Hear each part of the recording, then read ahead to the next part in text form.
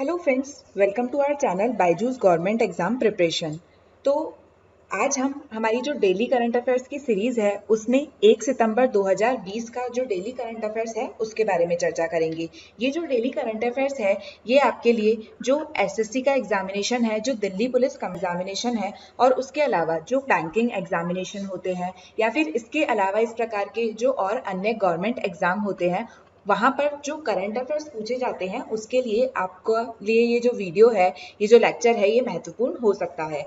तो इसमें हम क्या करते हैं कि जो नेशनल और इंटरनेशनल अफेयर्स से संबंधित जो समाचार होते हैं उसके बारे में चर्चा करते हैं, या फिर कोई जो बुक है जो अभी लॉन्च हुई है या फिर समाचारों में है उसके बारे में चर्चा करेंगे। जो अवार्ड्स होते हैं उनके बारे में चर्चा करते हैं। साथ ही कई महीनों के जो महत्वपूर्ण दिवस होते हैं, इंपॉर्टेंट डेज होते हैं, उनके बारे में चर्चा करते हैं। और इसके अलावा और भी कई चीज़ों के बारे में हम ये जो डेली करंट अफेयर्स की सीरीज है इसमें चर्चा करेंगे। और साथ ही ये देखेंगे कि ये जो करंट अफेयर्स होता है इससे आपका जो एग्जाम होते हैं उसमें किस प्रकार से प्रश्न पूछे जा सकते हैं। तो इसके लिए हम जो प्रैक्टिस क्वेश्चंस होते हैं, जो अभ्यास प्रश्न होते हैं, उनके बारे में भी यहाँ चर्चा करेंगे। तो चलिए शुरुआत करते हैं। हमारा जो सबसे पहला सेक्शन हम यहाँ डिस्कस करेंगे वो है राष्ट्रीय और अंतर्राष्ट्रीय मामले, अर्थात नेशनल एंड इंटरनेशनल अफेयर्स।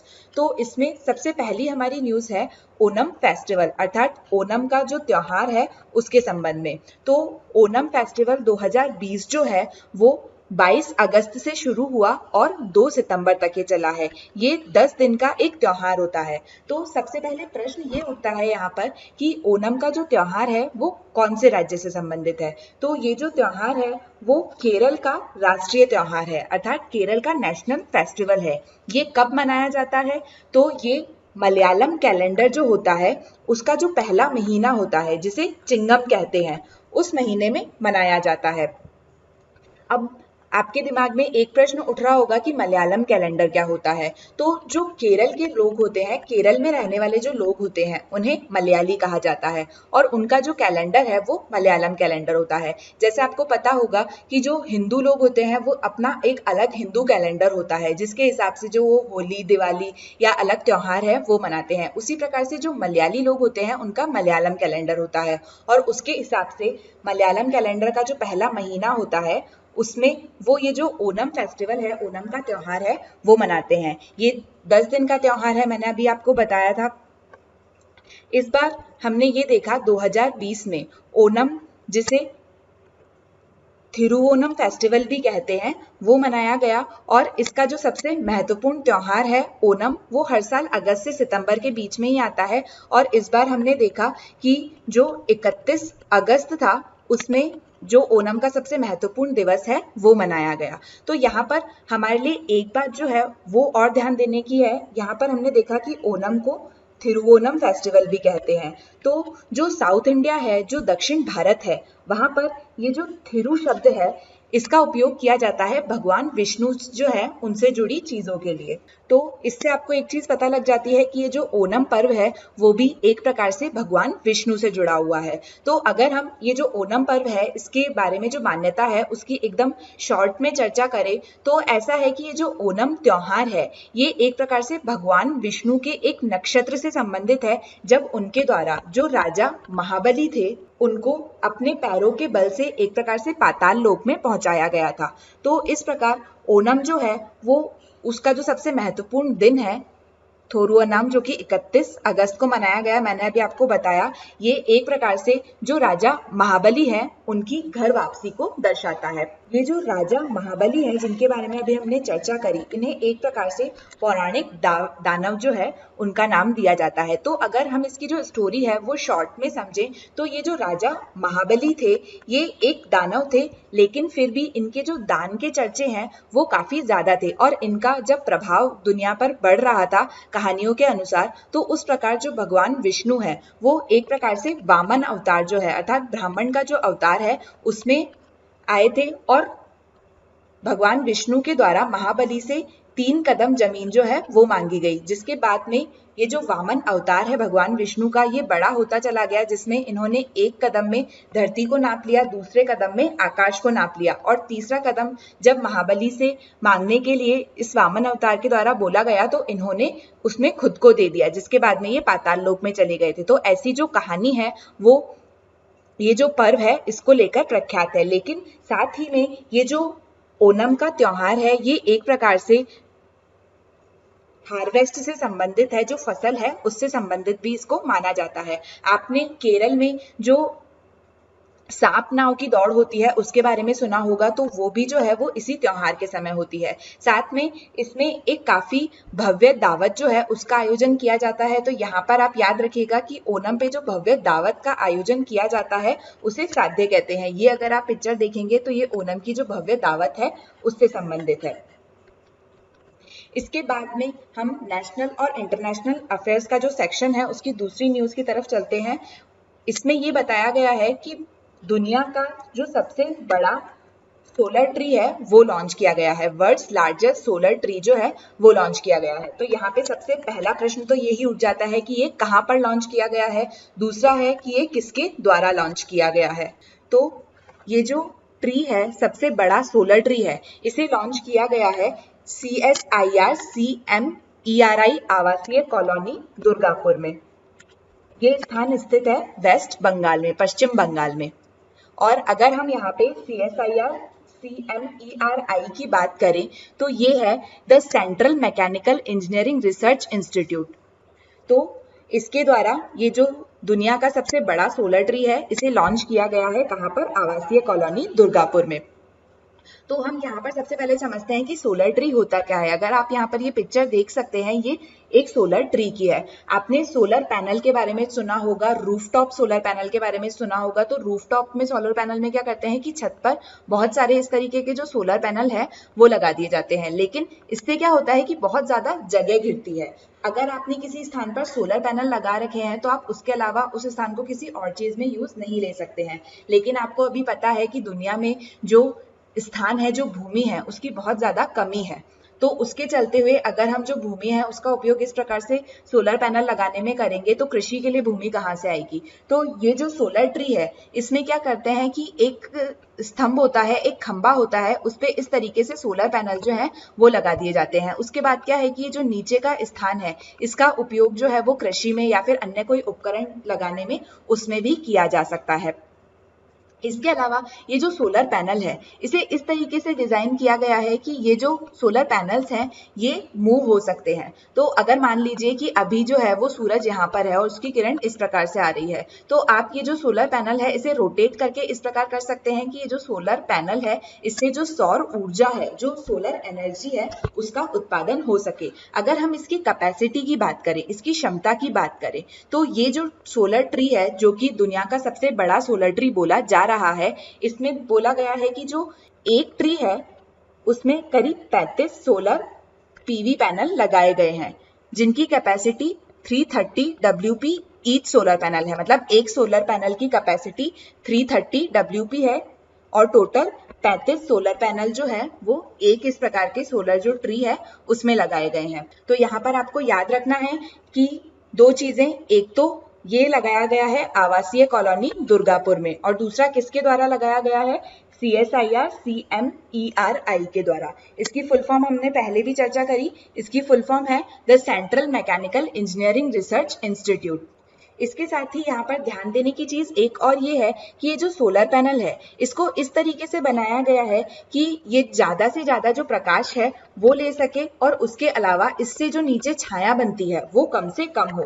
इससे जो छाया है, अगर मिनिमम शेडो एरिया होगा, कम से कम छाया का क्षेत्र होगा, तो उससे क्या होगा कि ये जो सोलर ट्री है इसका उपयोग एग्रीकल्चर एक्टिविटीज जो होती है, कृषि संबंधित जो गतिविधियां होती है, जिसमें क्या आता है हाई कैपेसिटी के जो पंप होते हैं, अर्थात उच्च क्षमता के जो पंप है, ई ट्रैक्टर है या फिर ई पावर टिलर जो है, उनसे संबंधित जो कृषि गतिविधियां हैं उसमें भी इसका व्यापक उपयोग किया जा सकता है। तो अगर इस प्रकार से जो सोलर ट्री है इसका उपयोग एक प्रकार से कृषि गतिविधियों में भी अगर किया जाएगा तो उससे क्या होगा कि हमारी जो कृषि गतिविधियां हैं वो एक प्रकार से आर्थिक और ऊर्जा सतत अभ्यास बन जाएगी, अर्थात इकोनॉमी और एनर्जी सस्टेनेबल प्रैक्टिस बन जाएगी। इकोनॉमी और एनर्जी सस्टेनेबल प्रैक्टिस का मतलब है कि अगर इस प्रकार के सोलर ट्री का उपयोग किया जाता है तो हमारे जो ऊर्जा के स्रोत हैं जो कि रिन्यूएबल नहीं है, अर्थात जो फॉसिल फ्यूल है जिन्हें हम वापस प्राप्त नहीं कर सकते हैं, जैसे कोयला हो गया या फिर कोयले से जो बिजली बनती है, अगर एक बार कोयला खत्म हो गया तो उसे हम वापस नहीं प्राप्त कर सकते हैं। लेकिन जो सौर ऊर्जा है वो एक प्रकार से रिन्यूएबल एनर्जी है, उसे बार बार बनाया जा सकता है क्योंकि सूरज से जो प्रकाश आता है वो अनंत आता है। तो इस प्रकार की जो रिन्यूएबल एनर्जी है हम उसका उपयोग कर पाएंगे, जिससे जो हमारी कृषि गतिविधि है वो एनर्जी सस्टेनेबल होगी और इसके साथ ही इकोनॉमिकली अर्थात आर्थिक रूप से भी वो बेहतर होगी, अर्थात हम कम जो पैसा लगाकर अधिक प्रकार का जो उत्पादन है वो कर पाएंगे। तो ये हमारे देश के लिए जो है वो काफी अच्छा साबित हो सकता है। इसके बाद में इसी सीरीज में हमारी जो अगली न्यूज है, अगला टॉपिक है वो है September to be observed as nutrition month. तो ये किसने बोला है? ये बोला गया है हमारे देश के जो प्रधानमंत्री हैं नरेंद्र मोदी, उनके द्वारा। नरेंद्र मोदी के द्वारा जो मन की बात कार्यक्रम चलाया जाता है उसमें नरेंद्र मोदी के द्वारा जो सितंबर का महीना है उसे न्यूट्रिशन मंथ अर्थात पोषण माह के रूप में मनाए जाने की बात की गई है। ये जो मन की बात कार्यक्रम था इसके अंतर्गत नरेंद्र मोदी के द्वारा एक वाक्य बोला गया था, यथा अन्नम तथा मनम, जिसका मतलब ये है कि अगर अन्न की प्राप्ति होगी अर्थात अच्छे जो क्वालिटी है उसके भोजन की, अच्छी क्वालिटी के फूड जो है अगर हम लेंगे तो उससे हमारा जो मानसिक विकास है, जो इंटेलेक्चुअल डेवलपमेंट है वो ज्यादा अच्छे से हो पाएगा। तो इसके लिए मिस्टर नरेंद्र मोदी के द्वारा ये बोला गया है कि जो पोषण माह है वो मनाया जाना चाहिए और जो अवेयरनेस है न्यूट्रिशन को लेकर, पोषण को लेकर जो जागरूकता है उसे बढ़ाया जाना चाहिए। तो ये बोला गया है कि ये जो न्यूट्रिशन मंथ मनाया जाएगा इसमें क्या किया जाएगा कि फूड और न्यूट्रिशन जो है अर्थात भोजन और पोषण को लेकर जो क्विज है उसका आयोजन किया जाएगा ताकि इसके संबंध में जो जागरूकता है वो बढ़ सके। ये जो क्विज है इसका आयोजन किया जाएगा माय गवर्नमेंट पोर्टल जो है उस पर। इसके साथ ही इसको लेकर एक मीम कंपटीशन जो है वो भी रखा गया है। आप देखते होंगे सोशल मीडिया पर आप रोज अलग अलग तरीके के नए नए मीम देखते हैं, तो इसी प्रकार के मीम जो है वो ये जो न्यूट्रिशन मंथ है इसके बारे में जागरूकता बढ़ाने के लिए चलाए जाएंगे, इनका कंपटीशन जो है वो रखा जाएगा। इसके साथ ही ये जो न्यूट्रिशन कैंपेन है अगर हम ये देखें कि क्या ये अभी 2020 में पहली बार आया है, नहीं, इसकी जो शुरुआत है ये नरेंद्र मोदी के द्वारा वर्ष 2018 से जो है वो की जा चुकी थी और इसका जो मुख्य उद्देश्य है वो पोषण को लेकर जन आंदोलन और जन भागीदारी जो है उसको बढ़ाना है और कुपोषण को मिटाना है ताकि जो मेल न्यूट्रिशन है वो खत्म हो सके और जो न्यूट्रिशन है उसको लेकर मास मूवमेंट और पब्लिक पार्टिसिपेशन जो है वो बढ़ सके। इसके साथ ही अगर हम ये जो पोषण माह है इसके बारे में चर्चा करें तो इसके मुख्य रूप से दो ऑब्जेक्टिव है वर्ष 2020 को लेके, दो उद्देश्य हैं इसके। क्या दो उद्देश्य हैं? पहला उद्देश्य है कि जो मोस्ट मेल न्यूट्रिशन चिल्ड्रन होते हैं अर्थात वो बच्चे जो सबसे ज्यादा कुपोषित हैं उनको चिन्हित करना, अर्थात ये देखना कि कौन से बच्चे हैं, कौन सा वर्ग है जो कि सबसे ज्यादा कुपोषित है और उसके बाद में उनकी मॉनिटरिंग करना। मॉनिटरिंग करने का मतलब है कि उनकी देखरेख करना, उनका जो पोषण स्तर है उसे बेहतर करना। तो एक उद्देश्य तो कुपोषित बच्चों को चिन्हित करना और उनकी मॉनिटरिंग करना है। दूसरा उद्देश्य है किचन गार्डन को बढ़ावा देना। किचन गार्डन को बढ़ावा देने का मतलब है कि जो पौधारोपण अभियान है उसे बढ़ाना, ताकि ऐसा नहीं हो कि आप हर चीज बाजार से लेकर आ रहे हैं। पौधारोपण को बढ़ाना और किचन गार्डन को बढ़ावा देने का मतलब है कि कई चीजें, कई जो पोषक तत्व हैं वो आप अपने घर में उगाएं ताकि आपको जो बेहतर पोषण है उसकी प्राप्ति हो सके। इसके साथ ही ये जो पोषण माह है, न्यूट्रिशन मंथ है, इसको लेकर एग्रीकल्चर फंड ऑफ इंडिया के बारे में भी चर्चा की गई है। ये जो एग्रीकल्चर फंड ऑफ इंडिया होगा ये हर जिले के लिए, हर डिस्ट्रिक्ट को लेकर वहां पे कौन सी जो फसल है वो उगाई जाती है उसके बारे में ये जो जानकारी है वो प्रदान करेगा और पोषण मूल्य जो होगा उसके संबंध में उसके बारे में जानकारी देगा। इसके साथ ही एक यूनिक न्यूट्रिशन पार्क जो है उसको बनाने की भी बात की गई है। न्यूट्रिशन पार्क किस जगह पर बनाया जाएगा? तो स्टैच्यू ऑफ यूनिटी जो है उसके पास में ये जो न्यूट्रिशन पार्क है ये बनाया जाएगा। अब यहाँ पर आपके लिए एक क्वेश्चन है कि ये जो स्टैच्यू ऑफ यूनिटी है ये किस स्थान पर है और इसके साथ ही ये कौन सी नदी पर या फिर कौन सा जो बांध है उस पर स्थित है। इसका जो आंसर है आपको कमेंट सेक्शन में लिखना है। अब ये जो न्यूट्रिशन पार्क है जो कि स्टैच्यू ऑफ यूनिटी के पास में बनाया जाएगा पोषण माह को बढ़ावा देने के लिए, इसमें क्या यूनिक है, तो यहाँ पर क्या किया जाएगा कि जो न्यूट्रिशन रिलेटेड एजुकेशन होती है, जो पोषण से संबंधित शिक्षा होती है, उसे दी जाएगी फन एक्टिविटी से, मतलब अलग अलग तरह की मजेदार गतिविधियां करके जो पोषण है उसके बारे में जानकारी जो है वो प्रदान की जाएगी। इसके बाद में इसी सेक्शन में हमारी जो अगली न्यूज है, अगला जो टॉपिक है वो है international military technical forum army 2020। तो सबसे पहले ये जो आर्मी 2020 है, अगर आपसे सीधे से ये प्रश्न पूछ लिया जाता है कि ये किससे संबंधित है, तो ये 6th international military technical forum है जो कि किसके द्वारा ऑर्गेनाइज किया गया है, तो इसे रशिया के द्वारा अर्थात रूस के द्वारा ऑर्गेनाइज किया गया है। किस जगह पर, पेट्रोइट पार्क जो कि मॉस्को के पास में है, वहां पर ये जो फोरम है इसका आयोजन किया गया है। किसके द्वारा इसका आयोजन किया गया है, तो रशिया की जो डिफेंस मिनिस्ट्री है उसके द्वारा इसका आयोजन किया गया है और operated by international Congress and exhibition limited. तो इस प्रकार के जो फोरम का आयोजन किया जाता है किसी भी देश के द्वारा, तो उसमें क्या किया जाता है कि उनकी जो आर्मी है उनके पास में कौन कौन से जो उपकरण है उसका एक प्रकार से शोकेस किया जाता है, उसकी एग्जीबिशन लगाई जाती है। और इसमें क्या होता है कि कई जो दूसरे देश हैं वो पार्टिसिपेट करते हैं, वो देखते हैं कि किसी देश के पास में किस प्रकार के जो युद्ध से संबंधित उपकरण है वो मौजूद है। इसके साथ ही कई देश जो अपने उपकरण है उसकी भी एग्जीबिशन लगाते हैं कि हमारे पास कौन कौन से हथियार जो है, कौन कौन सी जो तकनीक है युद्ध के क्षेत्र में मौजूद है। तो इस प्रकार का जो अंतरराष्ट्रीय सैन्य तकनीकी मंच रशिया के द्वारा आयोजित किया गया है उसे आर्मी 2020 कहा गया है। ये भारत के लिए किस प्रकार से महत्वपूर्ण है, तो इसके अंतर्गत भारत के द्वारा क्या किया गया है कि इंडियन पैवेलियन जो है अर्थात भारतीय मंडप जो है उसका उद्घाटन किया गया। उद्घाटन किसके द्वारा किया गया, तो डिफेंस प्रोडक्शन सेक्रेटरी जो है राजकुमार उनके द्वारा किया गया है। और साथ ही इंडियन एम्बेसडर जो है रशिया में अर्थात रूस में जो भारतीय राजदूत हैं उनका क्या नाम है, डी बाला वेंकटेश वर्मा। तो अगर आपसे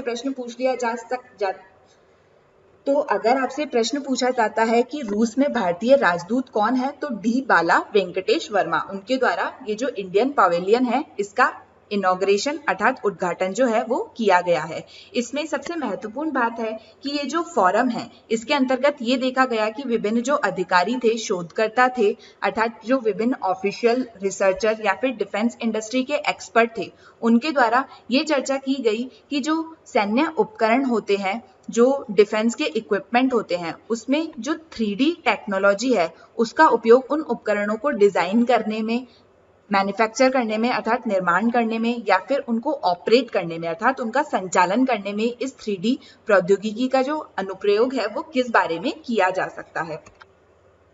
तो यहाँ पर हमने देखा कि ये जो फोरम है ये रूस के द्वारा आयोजित किया गया था। तो हम यहाँ पर अब रूस के बारे में चर्चा करते हैं, रशिया के बारे में चर्चा करते हैं। तो 3 चीजें जो है, अगर किसी भी देश के बारे में समाचार पत्र में आपको चर्चा मिलती है तो 3 चीजें उस देश की आपको जाननी आवश्यक होती है। सबसे पहले उस देश की राजधानी क्या है, दूसरा उस देश की मुद्रा क्या है और वहां का राष्ट्रपति कौन है या फिर वहां का जो प्रधानमंत्री है वो कौन है। तो अगर हम यहाँ पे रशिया के बारे में चर्चा करें तो रशिया की राजधानी है मॉस्को।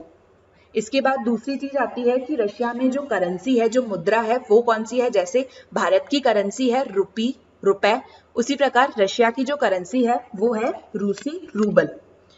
इसके बाद में रशिया के जो राष्ट्रपति हैं, जो प्रेसिडेंट है अभी, वो कौन है, व्लादिमीर पुतिन।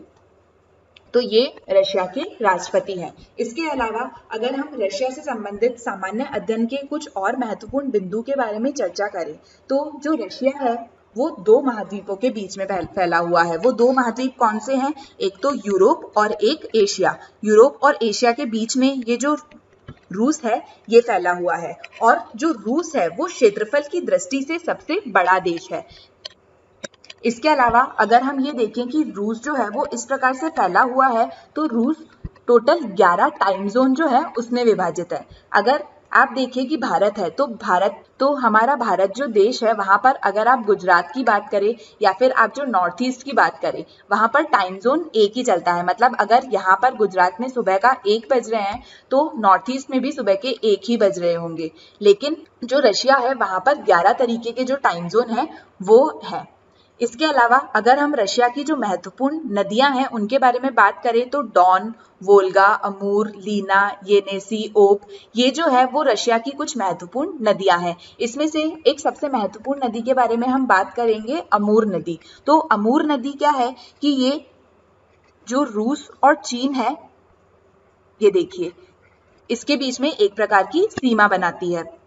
इसके अलावा हम यहाँ पर कैस्पियन सागर के बारे में बात करेंगे। ये है कैस्पियन सागर। तो ये जो कैस्पियन सागर या फिर लैडोगा, ओनेगा है, ये रूस का जो यूरोपीय भाग है वहां पर स्थित एक महत्वपूर्ण झील है। अगर हम यहाँ पर इस कैस्पियन सागर के बारे में बात करें तो सबसे पहले इसे कैस्पियन सी बोलते हैं, लेकिन ये एक प्रकार की झील है और ये जो झील है वो विश्व की सबसे बड़ी झील है। यहाँ पर आपको एक बात ध्यान रखनी है कि ये जो कैस्पियन सागर है ये खारे पानी की झील है। इसके बाद रशिया से संबंधित एक जो महत्वपूर्ण स्थान है वो आता है बैकाल। ये है लेक बैकाल। तो ये जो लेक बैकाल है ये भी रशिया में एक महत्वपूर्ण स्थान है। ये रशिया का जो एशियाई भाग है वहाँ की एक प्रमुख झील है और ये जो झील है ये विश्व की सबसे गहरी झील है। तो अगर सबसे बड़ी झील की बात हो तो वो कैस्पियन सागर है और सबसे गहरी झील जो है वो है लेक बैकाल। यहाँ पर लेक बैकाल जो है वो मीठे पानी की झील है। तो इस प्रकार से रशिया से संबंधित जो महत्वपूर्ण पॉइंट है उनके बारे में हमने यहाँ पर चर्चा की। इसके बाद में हमारी जो अगली न्यूज है वो है ease of doing report suspended by World Bank. तो ये जो हेडिंग है उससे ही आपको एक प्रश्न जो है वो यहाँ पर मिल जाता है कि ease of doing business report है उसे किसके द्वारा प्रकाशित किया जाता था, वर्ल्ड बैंक के द्वारा। और अब वर्ल्ड बैंक ने इस रिपोर्ट को प्रकाशित करने पर एक प्रकार से पॉज लगा दिया है। वर्ल्ड बैंक ने बोला है कि अब उनके द्वारा कुछ समय तक इस रिपोर्ट का प्रकाशन नहीं किया जाएगा।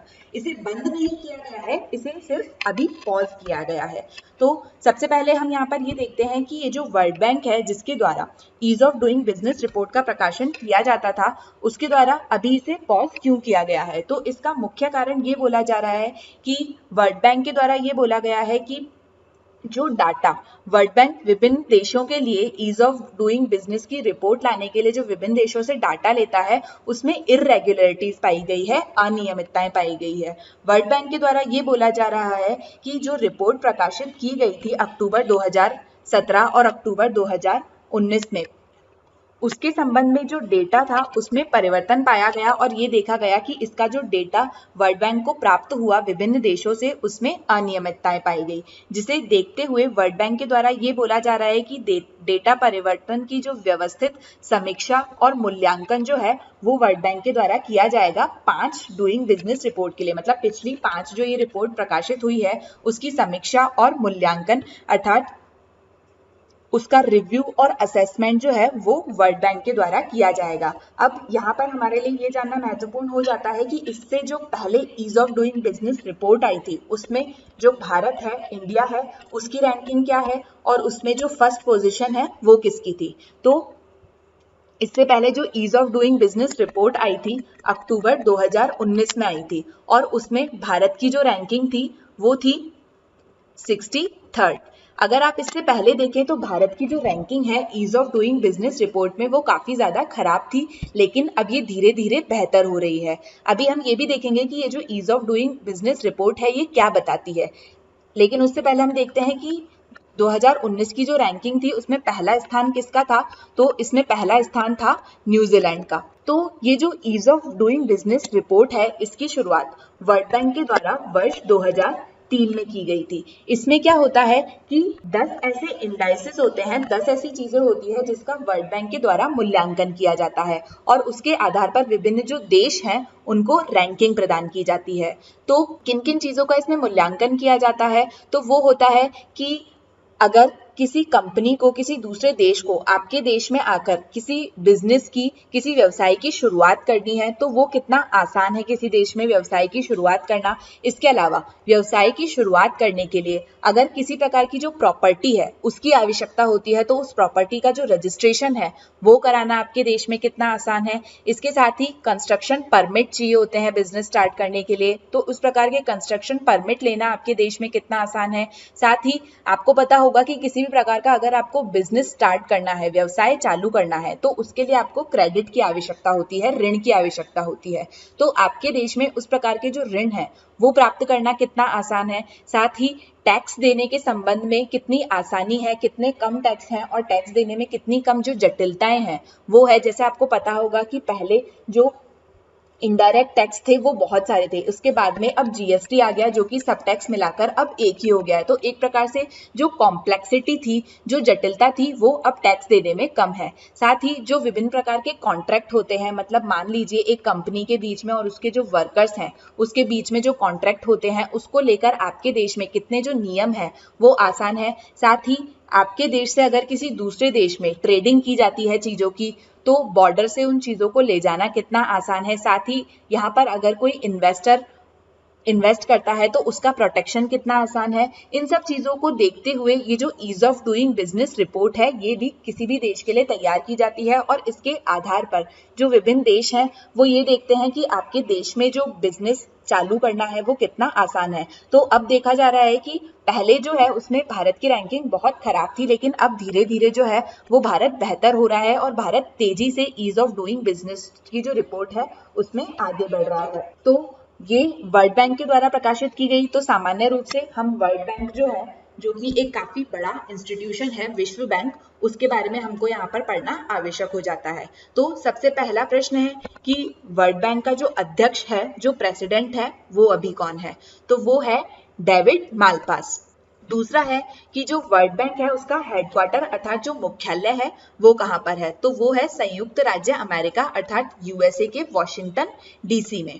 इसके अलावा तीसरी चीज कि जो वर्ल्ड बैंक है इसे कब बनाया गया था, इसकी स्थापना कब हुई थी? तो जुलाई 1944 में। तो इस प्रकार से वर्ल्ड बैंक के बारे में ये जो महत्वपूर्ण जानकारी है वो हमने यहाँ पर देखी।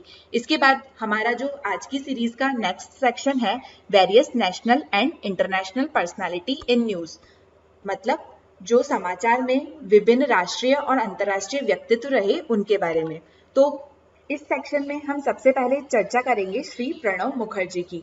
तो ये आपको पता होगा कि जो प्रणब मुखर्जी हैं वो हमारे देश के पूर्व राष्ट्रपति रह चुके हैं और उनका कल निधन हो गया।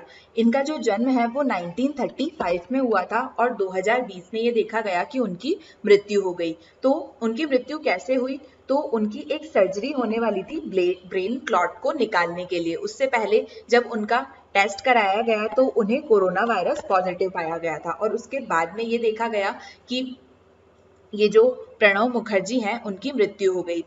तो यहाँ पर हम श्री प्रणब मुखर्जी से संबंधित जो महत्वपूर्ण जानकारी है उसके बारे में चर्चा करेंगे। तो प्रणब मुखर्जी जो है उनका जन्म पश्चिम बंगाल का जो बीरभूम जिला है वहाँ के मिर्ती गांव जो है वहाँ पर हुआ था और ये देखा गया कि उन्होंने कोलकाता विश्वविद्यालय जो है वहाँ से पहले हिस्ट्री, पॉलिटिकल साइंस और लॉ से संबंधित जो कोर्स है वो किया था, जिसके बाद में वो शिक्षक बने और उसके बाद में वो पत्रकार बने थे, जिसके बाद में वो राजनीति का जो क्षेत्र है वहां पर आए।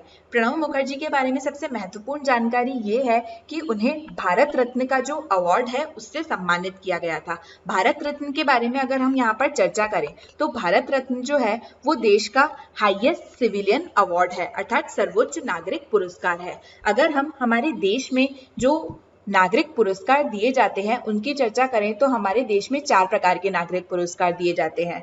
भारत रत्न, जिसे सर्वश्रेष्ठ राष्ट्रीय पुरस्कार बोला जाता है। इसके अलावा पद्म विभूषण दिया जाता है। पद्म विभूषण के साथ ही पद्म भूषण दिया जाता है, ये भी सिविल अवार्ड है। इसके अलावा पद्म श्री दिया जाता है। तो ये जो 4 हैं वो हमारे देश के सिविलियन अवार्ड हैं, जिसमें से सबसे हाईएस्ट सिविलियन अवार्ड जो है वो भारत रत्न है।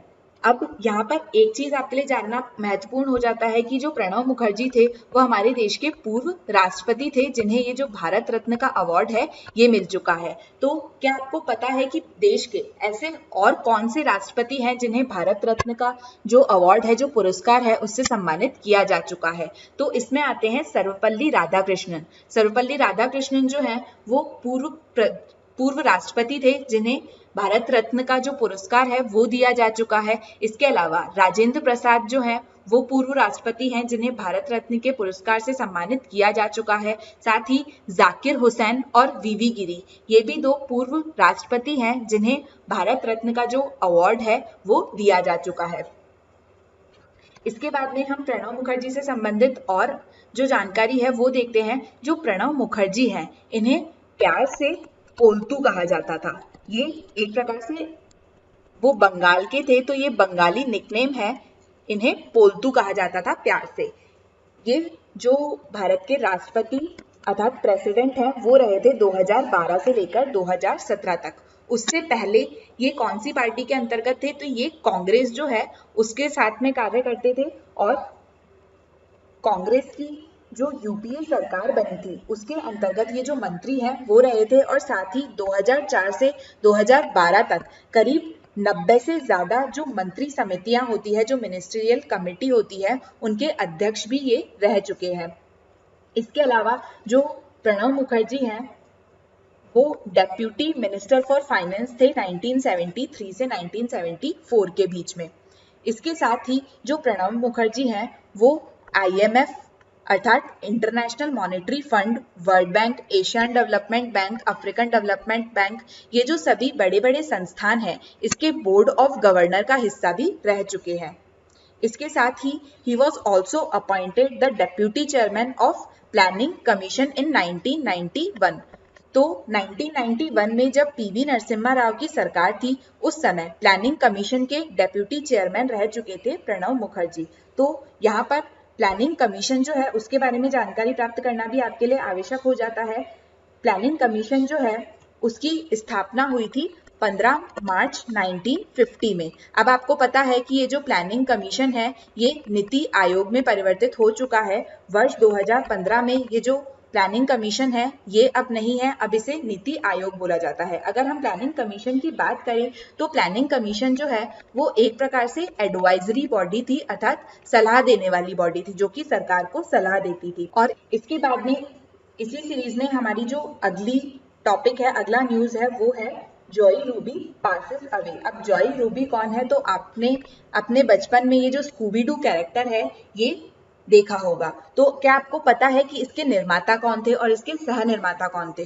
तो ये जो जॉय रूबी हैं ये स्कूबी डू के सह निर्माता थे, को क्रिएटर थे। अब इनके निर्माता कौन थे? तो इसके निर्माता थे केन स्पियर्स। तो ये जो को क्रिएटर थे स्कूबी डू के, इनका अब निधन हो गया है। ये जो रूबी थे वो अमेरिकन टेलीविजन के एनिमेटर, टेलीविजन एडिटर, राइटर और प्रोड्यूसर थे। और ये जो स्कूबी डू का कैरेक्टर जो कि आपके द्वारा बहुत पसंद किया जाता था आपके बचपन में और अब भी किया जाता है, उसके को निर्माता थे। तो इस प्रकार से ये आपके लिए जानना आवश्यक हो जाता है। इसके बाद में हमारा अगला सेक्शन है बुक्स और अवार्ड्स, अर्थात पुस्तकें और पुरस्कार, जो कि अभी समाचारों में रहे। तो सबसे पहले हम एक बुक के बारे में चर्चा करते हैं जिसका नाम है who painted my lust red. तो कोई भी बुक के बारे में अगर चर्चा होती है तो सबसे पहले आपको ये जानना आवश्यक होता है कि उसे लिखा किसके द्वारा गया है, उसका ऑथर कौन है।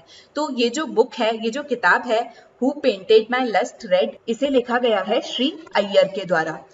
दूसरा, अगर कोई भी किताब आती है तो वो किताब किस चीज पर लिखी गई है, किससे संबंधित है। तो ये जो बुक है this is about when Bollywood meet cricket and when cricket meet politics, अर्थात बॉलीवुड, क्रिकेट और पॉलिटिक्स, ये जब तीनों आपस में मिलते हैं तो उसके संबंध में ये जो किताब है वो लिखी गई है। ये जो किताब है ये श्री अय्यर के द्वारा जो एक मनी ट्रायोलॉजी की सीरीज है उसी की दूसरी पुस्तक है। तो ये जो मनी ट्रायोलॉजी सीरीज है इसकी पहली पुस्तक जो थी वो थी who painted my money white. उसके बाद में अब ये जो सीरीज की दूसरी पुस्तक है ये है who painted my lust red. इसके बाद में हम अवार्ड के बारे में चर्चा करते हैं। तो राजीव गांधी इंटरनेशनल एयरपोर्ट जो है उसे एक अवार्ड मिला है। अवार्ड कौन सा है? National energy leader. और ये अवार्ड जो है वो किसके द्वारा दिया गया है? CII-GBC। CII क्या है? कॉन्फेडरेशन ऑफ इंडियन इंडस्ट्रीज अर्थात भारतीय उद्योग परिसंघ। और उसके अलावा GBC क्या है? Godrej green business centre. तो इन दोनों के द्वारा मिलकर जो राजीव गांधी इंटरनेशनल एयरपोर्ट है उसे नेशनल एनर्जी लीडर जो है अर्थात राष्ट्रीय ऊर्जा नेता जो है उसका पुरस्कार दिया गया है। तो एक चीज आपके बारे में यहाँ जानना आवश्यक है कि ये जो राजीव गांधी इंटरनेशनल एयरपोर्ट है ये कहाँ पर स्थित है? तो जो हैदराबाद का अंतर्राष्ट्रीय हवाई अड्डा है, जो हैदराबाद का इंटरनेशनल एयरपोर्ट है, उसे बोला जाता है राजीव गांधी इंटरनेशनल एयरपोर्ट। अब यहाँ पर आपके लिए एक और प्रश्न है। हम हमारा ये जो सेशन है इसे थोड़ा इंटरेक्टिव रखते हैं ताकि आपका जो यहाँ से ध्यान है वो हिले नहीं और आप यहाँ पर अपना ध्यान रखते रहें। तो आपके लिए एक प्रश्न है कि जो इंदिरा गांधी इंटरनेशनल एयरपोर्ट है वो कौन सा है? दूसरा, केम्पागोड़ा इंटरनेशनल एयरपोर्ट जो है वो कहाँ पर है? तो इसका जवाब भी मैं आपको यहीं पे साथ में दे देती हूँ। इंदिरा गांधी एयरपोर्ट जो है वो दिल्ली का जो इंटरनेशनल एयरपोर्ट है उसे बोला जाता है। जैसे राजीव गांधी इंटरनेशनल एयरपोर्ट है हैदराबाद का, इंदिरा गांधी इंटरनेशनल एयरपोर्ट है दिल्ली में। इसके अलावा केम्पागोड़ा इंटरनेशनल एयरपोर्ट कहाँ पर है? तो बैंगलोर का जो इंटरनेशनल एयरपोर्ट है उसे बोला जाता है केम्पागोड़ा। तो ये जो राजीव गांधी इंटरनेशनल एयरपोर्ट है इसे राष्ट्रीय ऊर्जा नेता और उत्कृष्ट ऊर्जा कुशल इकाई अर्थात एक्सीलेंट एनर्जी एफिशिएंट यूनिट का जो अवार्ड है वो दिया गया है। ये अवार्ड दिया गया है 21वां national award for excellence in energy management में। ये तो एनर्जी एफिशिएंसी समिट जो हो रही थी 19वीं, उसके अंतर्गत ये जो अवार्ड है वो दिया गया है। इसके अलावा यहाँ पर हमने जो एक्सीलेंस इन एनर्जी मैनेजमेंट के बारे में बात करी, national award for excellency in energy management जो है ये किसके द्वारा दिए जाते हैं? तो ये जो CII है अर्थात कॉन्फेडरेशन ऑफ इंडियन इंडस्ट्रीज है उनके द्वारा इसे स्थापित किया गया है। क्यों?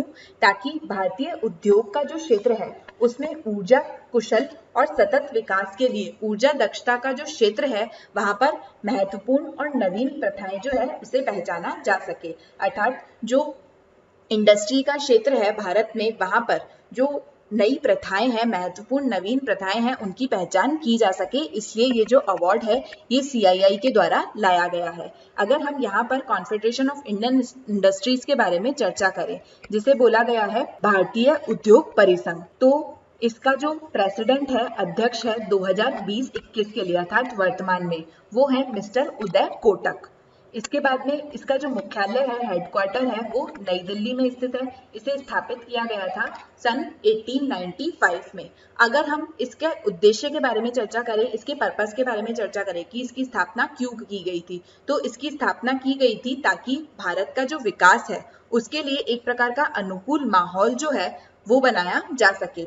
अब जिस प्रकार से एनर्जी एफिशिएंसी को लेकर अवार्ड दिए जा रहे हैं तो इस प्रकार से क्या होगा कि ऊर्जा कुशल उद्योग जो है वो आएंगे जो कि भारत का जो विकास है उसके लिए एक अनुकूल माहौल बनाएंगे। तो इस प्रकार के जो कदम है उन्हें बढ़ावा देने के लिए CII जो है उसकी स्थापना की गई थी। इसके बारे में हमारा जो अगला सेक्शन है वो है स्पोर्ट्स न्यूज अर्थात खेल से संबंधित समाचार। कंपटीशन एग्जाम्स जो होते हैं गवर्नमेंट के, उसमें ये देखा जाता है कि जो खेल समाचार है उसके संबंध में जो प्रश्न है वो जरूर पूछा जाता है। तो आज का हमारी जो न्यूज है इससे संबंध में वो है कि बेल्जियम वुमेन्स टेनिस की जो स्टार है किम क्लिट्जर, वो US ओपन में अब उनकी वापसी हुई है। तो ये जो स्टार है किम क्लिट्जर, आपसे सीधे तौर पर ये पूछा जा सकता है कि ये किस खेल से संबंधित है, तो ये टेनिस से संबंधित है। इनके द्वारा क्या किया गया था कि वर्ष 2012 में रिटायरमेंट ले लिया गया था US ओपन से, लेकिन उसके बाद में अब ये US ओपन जो है उसमें अपनी वापसी कर रही है। इनके द्वारा जो पहला टूर्नामेंट खेला गया था वो 1999 में खेला गया था और जिसके खिलाफ इनने जीत हासिल की गई थी उनका नाम था सेरेना विलियम्स। तो ये जो किम क्लिट्जर है इनके द्वारा 2005, 2009 और 2010 जो है उसमें जो US ओपन हुआ था उसमें जीत हासिल की गई थी। उसके बाद में 2012 में इनने उससे रिटायरमेंट ले लिया। अब 7 साल बाद जो 2020 में US ओपन होगा उसमें ये वापस से खेलेंगी। US ओपन के बारे में अगर हम चर्चा करें तो इस वर्ष क्या किया गया है कि जो प्राइज मनी है US ओपन की उसे कम कर दिया गया है। अब की बार जो प्राइज मनी है वो $8.50 लाख जो है, जिसे अगर भारतीय रुपयों में देखें, इंडियन रुपीज में देखें, तो ये 6 करोड़ 36 लाख रुपए होते हैं, वो कम कर दिए गए हैं पिछले वर्ष की तुलना में। और अब की बार ये बोला जा रहा है कि मेंस और वुमेन सिंगल की जो कैटेगरी है उसमें जो चैंपियन होंगे उन्हें $3 मिलियन अर्थात भारत में करीब 22.54 मिलियन रुपए जो है वो प्राइज के तौर पर दिए जाएंगे। इसके बाद में हम हमारे अगले सेक्शन की तरफ चलते हैं, इंपॉर्टेंट डेज अर्थात महत्वपूर्ण दिवस। तो इसमें हम क्या कर रहे हैं कि हमने जो डेली करंट अफेयर की सीरीज है उसमें जनवरी माह से इंपॉर्टेंट करंट अफेयर्स जो है उसके बारे में डिस्कशन करना स्टार्ट किया था। अब उसमें हम पहुंच गए हैं जून महीने पर। तो जून महीने के जो महत्वपूर्ण दिवस है उसके बारे में हम यहाँ पर चर्चा करेंगे। तो सबसे पहले 1 जून जो है उस दिन मनाया जाता है अंतर्राष्ट्रीय बाल रक्षा दिवस अर्थात इंटरनेशनल चिल्ड्रंस डे। अब यहाँ पर आप ध्यान रखिए कि ये इंटरनेशनल चिल्ड्रंस डे है, नेशनल चिल्ड्रंस डे अलग है, ये है इंटरनेशनल चिल्ड्रंस डे। भारत में जो नेशनल चिल्ड्रंस डे मनाया जाता है वो मनाया जाता है 14 नवंबर को। ये इंटरनेशनल चिल्ड्रंस डे है, अंतर्राष्ट्रीय बाल रक्षा दिवस है जो कि 1 जून को मनाया जाता है। इसके अलावा 1 जून को वर्ल्ड मिल्क डे अर्थात विश्व दुग्ध दिवस भी मनाया जाता है। इसके साथ ही 5 जून को मनाया जाता है वर्ल्ड एनवायरमेंट डे अर्थात विश्व पर्यावरण दिवस। तो आपको पता है कि अभी क्लाइमेट चेंज और जो पर्यावरण है वो एक काफी महत्वपूर्ण मुद्दा है। तो 5 जून को मनाया जाता है वर्ल्ड एनवायरमेंट डे। और 2020 में ये जो वर्ल्ड एनवायरमेंट डे मनाया गया था इसमें कोलंबिया के द्वारा ग्लोबल वर्ल्ड एनवायरमेंट डे का जो सेलिब्रेशन है उसे होस्ट किया गया था। और 2020 की जो वर्ल्ड एनवायरमेंट डे की थीम थी वो थी बायोडायवर्सिटी अर्थात जैव विविधता। अर्थात 2020 की अगर आपसे पूछा जाता है कि विश्व पर्यावरण दिवस की थीम क्या थी तो वो थी बायोडायवर्सिटी अर्थात जैव विविधता। इसके बाद में 6 जून को मनाया जाता है international Olympic committee foundation day अर्थात अंतर्राष्ट्रीय ओलंपिक समिति स्थापना दिवस। 8 जून को मनाया जाता है वर्ल्ड ओशन डे अर्थात विश्व महासागर दिवस। ये जो विश्व महासागर दिवस मनाया जाता है ये इसलिए मनाया जाता है ताकि महासागरीय प्रदूषण अर्थात ओशन पॉल्यूशन जो है वो अभी काफी ज्यादा जो बढ़ रहा है तो उसको कम करने के संबंध में जागरूकता फैलाई जा सके इसलिए। इसके साथ ही 8 जून को वर्ल्ड ब्रेन ट्यूमर डे भी मनाया जाता है। तो आप ये याद रखिएगा 8 तारीख को वर्ल्ड ओशन डे भी है और वर्ल्ड ब्रेन ट्यूमर डे भी है। वर्ल्ड ब्रेन ट्यूमर डे बनाया जाता है ताकि जो व्यक्ति इस ब्रेन ट्यूमर से पीड़ित है उनके बारे में जागरूकता बढ़ाने के लिए और इसके संबंध में जो उपचार है उसे खोजने के लिए। इसके अलावा 10 जून जो है उस दिन मनाया जाता है वर्ल्ड जियोथर्मल वाटर डे अर्थात विश्व भूगर्भ जल दिवस। इसके साथ ही 12 जून को मनाया जाता है world child labour prohibition day अर्थात विश्व बाल श्रम निषेध दिवस। इसके अलावा 14 जून को मनाया जाता है वर्ल्ड ब्लड डोनर डे अर्थात विश्व रक्तदान दिवस। ये जो विश्व रक्तदान दिवस मनाया जाता है ये इसलिए मनाया जाता है ताकि रक्तदान को बढ़ावा दिया जा सके और इसके बारे में जो जागरूकता है उसे बढ़ाया जा सके। इसके अलावा 15 जून को मनाया जाता है कबीर जयंती।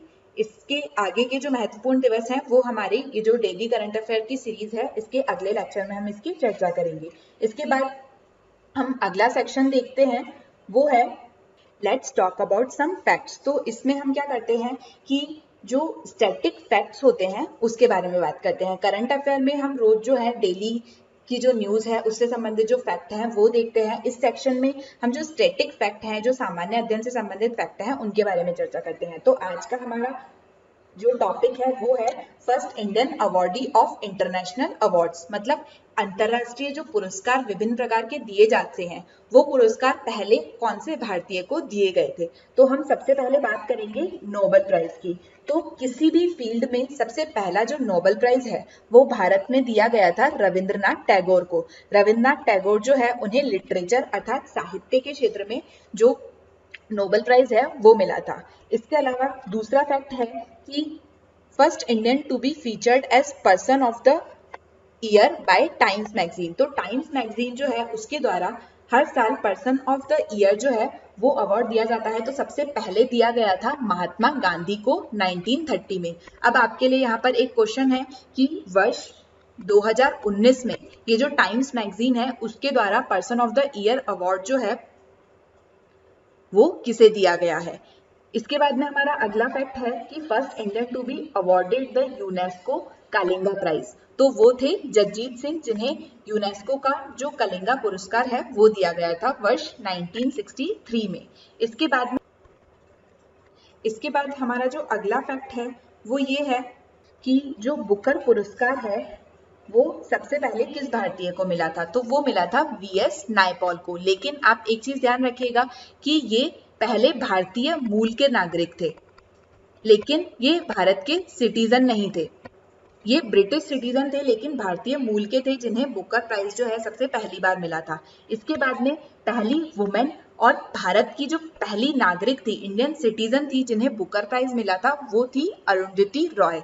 तो अगर आपसे पूछा जाता है कि पहला ऐसा कौन सा भारतीय नागरिक है, इंडियन सिटीजन है, जिसे बुकर प्राइज मिला है, तो वो अरुंधति रॉय थी। लेकिन अगर आपको ये पूछा जाता है कि पहला कौन सा भारतीय मूल का नागरिक है जिसे ब्रिटिश प्राइज मिला है, तो वो वीएस नायपॉल थे। इसके बाद में अगला फैक्ट है first Indian to receive Pulitzer prize. तो ये मिला था गोविंद बिहारी लाल को और इन्हें मिला था रिपोर्टिंग कैटेगरी के लिए। अगर आपको याद है और अगर आप हमारी जो डेली करंट अफेयर्स की सीरीज है उसे अच्छे से फॉलो कर रहे हैं तो आपको पता होगा कि कुछ दिनों पहले हमने एक और नाम के बारे में चर्चा की थी जिन्हें पुलित्जर प्राइज जो है वो दिया है। वो नाम है शर्ली एन ग्रो का। अगर आपको ध्यान हो तो ये जो शर्ली एन ग्रो है, ये जो महिला है, इनका निधन हो गया था कुछ समय पहले और ये जो है इन्हें भी ये जो पुलित्जर प्राइज है इससे सम्मानित किया गया था।